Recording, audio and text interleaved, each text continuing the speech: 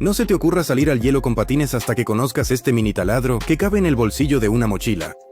Con él puedes comprobar el grosor del hielo, y es importante entender que en diferentes puntos del mismo embalse, el grosor puede variar, por lo que debemos verificarlo en la orilla.